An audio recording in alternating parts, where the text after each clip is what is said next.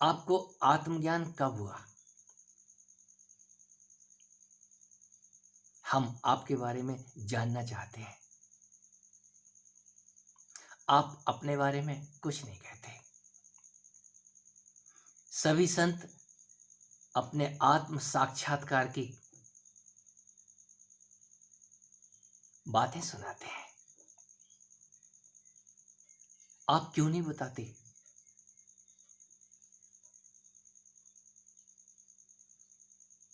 आत्म साक्षात्कार शब्द हिप्नोटाइज करता है, सम्मोहित करता है। हमें आत्म साक्षात्कार हो गया है, दिन घड़ी पल भी याद है, और उसका वर्णन करते नहीं थकते। मैं भी सुनता हूं। मैं भी उन लोगों से मिलता हूं जिनको वो सब हुआ है, और जब सुनता हूं तो कहीं नारद के सरीखे मेरी तो वो चोटी खड़ी हो जाती है तो कहीं नहीं चोटी, लेकिन कहीं चोटी के ऊपर कोई एंटीना खड़ा हो जाता है। ये क्या हुआ? एक और पागल बोला, एक और पागल आया। यहां बोलने वाले ही पागल होते हैं, और जो मौन होते हैं वो ज्ञानी होते हैं। किसी मौनी को ज्ञानी मत समझ लेना, और किसी बखान करने वाले को भगवान मत समझ लेना। आत्म साक्षात्कार शब्द,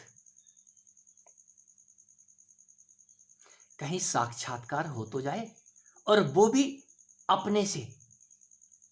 आत्म साक्षात्कार के अंदर दर्शन और दृश्य का खेल। किसी को आत्म साक्षात्कार हुआ है, काली मां के दर्शन हुए हैं, इसके बाद त्रिदेवों के दर्शन हुए, त्रिलोक के दर्शन हुए, वैकुंठ के दर्शन, सारे दर्शन होने के बाद सवाल आज फिर भी खड़े हुए हैं। कहीं अपने आप को देख लिया होता एक बार, और जो अपने आप को देख लेता है वो खड़ा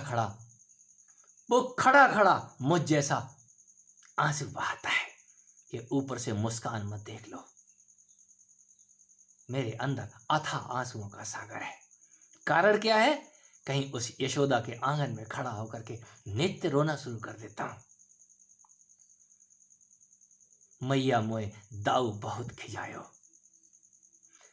मोह से कहत मोल को लीनो, मोह से कहत मोल को लीनो, तू जसमत कब जायो, मैया मोरी दाऊ बहुत खिजायो, गोरे नंद जशोदा गोरी, गोरे नंद जशोदा गोरी, तू क्यों श्यामल गात, तारी दे दे हंसत गाल सब, खेलत और मुस्कात। मुझे समझ नहीं आयो, मैया मोरी दाऊ बहुत खिजायो। किस बात पे? तू क्यों काला है? पूरा परिवार हमारा गोरा है, तू काला क्यों है? तू मोल का लिया हुआ है। निसंदेह ऐसा ही है आत्म साक्षात्कार। जिसको भी वो अपना स्वरूप याद आ जाता है तो इस चिकने चुपड़े स्वरूप को वो अपना कहता ही नहीं। मेरा तो कोई स्वरूप ही नहीं है, मुझे तो ये डंडा पकड़ा दिया गया है, जाओ गाय चराना सीखो। मैं उनकी गैया चराता हूं। सुबह उठते ही एक सांड आकर के मुझे जगा देता है, उठ जाओ उठ जाओ, ये डंडा पकड़ो और अपनी काली कमरिया ओढ़ो, जंगल की राह पकड़ो, गाय चराओ। पूरे दिन ये गैया, ये गोचर, ये अपने ही सिर में लगी हुई अद्भुत गायों को चराता घूमता हूं। किसी दूसरे का खेत खाने ना पहुंच जाए, किसी का दूसरा तो दूसरा ही है, किसी को कष्ट ना हो जाए, मेरे देखने से किसी को कष्ट ना हो, मेरे कहने से किसी को कष्ट ना हो, ध्यान रखता हूं, अपनी गैयों पे नियंत्रण रखता हूं। किस लिए? ये गैया चराने के लिए मुझे मेरे नंद बाबा ने, मेरी आनंद स्वरूपा माँ ने मुझे ये काम दिया है। मैं उठ करके उन गायों को लेकर के बाहर निकल जाता हूं जो ही प्रभात होता है। ये रहस्य का योग समझ आता है, और जब समझ आता है तो जिसको समझ आ रहा है वो आत्म साक्षात्कार नहीं बोलता इसको, अपनी आत्मा का साक्षात्कार होने के बाद शब्द निशब्द हो जाते हैं, वाणी खामोश हो जाती है। आप उस एक सांड को देख तो लें, जिस सांड के ऊपर रहस्यपूर्ण तरीके से हमने चित्रण किए हैं, उस नंदी को जब कोई समझने लग जाता है, इस शरीर रूपी नंदी के ऊपर कहीं मां शिव और वह पार्वती, वो मां शिवी पार्वती अद्भुत तरीके से इस तन के ऊपर विराजमान है। कहीं उन्हीं का प्रादुर्भाव है जो वो उठा के बिठा देती हैं, घर से बाहर निकलो गणेश, हे कार्तिकेय घर से बाहर निकलो। कोई कार्तिकेय तो इतने ज्यादा कर्मठ हो जाते हैं, वो निकल के ही दक्षिण दिशा की तरफ चले जाते हैं। हमने ज्ञान में दक्षिण दिशा चुनी है, ज्ञानी सदा ही दक्षिण दिशा की तरफ जाता है। क्यों? जो पाना था उसने पा चुका है, और पाने के बाद ही वो मुखर हो जाता है, दहाड़े मारता है सिंह सरीखे। कोई विवेकानंद, उस ज्ञान को आने के बाद चुप्पी टूट जाती है, मौन खुल जाता है। कोई तो बात है। फिर वो अपनी प्रशंसा में गीत नहीं गाता, किसी की निंदा में पुराण नहीं लिखता। हम सब वही हैं। अपने उस स्वरूप को याद तो आ जाए, और जिसको याद आ जाती है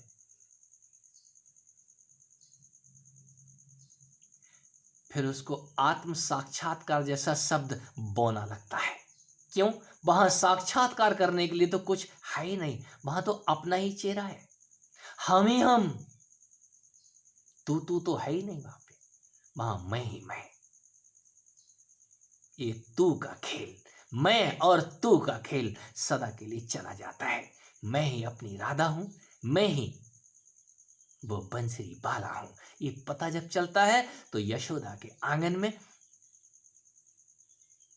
आनंद, उस नंद के आंगन में आनंद जैसा शब्द हिलोरे लेता है। इस तन के साथ कहीं वो मनमोहन आने के बाद में आप अकेले नहीं होते, उस अद्भुत सखा के साथ हो जाते हैं जो सदा ही आपको चिढ़ाता रहता है। ओए तू जसमती कब जायो, वही चिढ़ाते हैं, वही बलराम है, और वही आपके अदृश्य सखा है जो कि दृश्यमान होते हैं। इस चिढ़ाने का अधिकार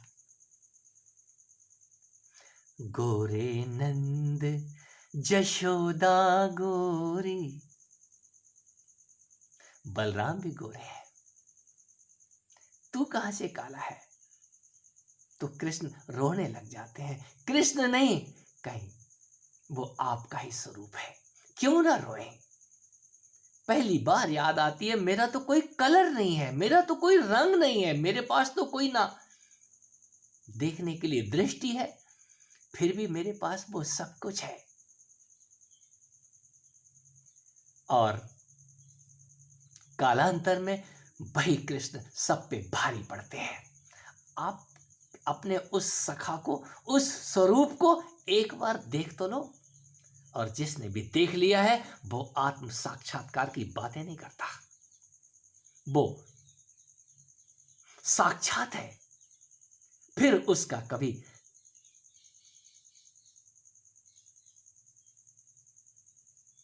बिछो होता ही नहीं है।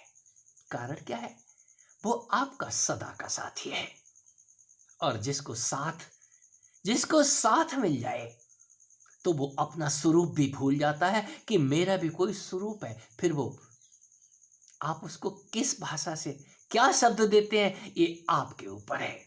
और मैं तो प्रार्थना ही करूंगा एक बार सबको अपना वो स्वरूप याद आ जाए कि आपका कलर कौन सा है, आपका रंग कौन सा है, आपका चेहरा कौन सा है, आप किस माँ के लाल हैं।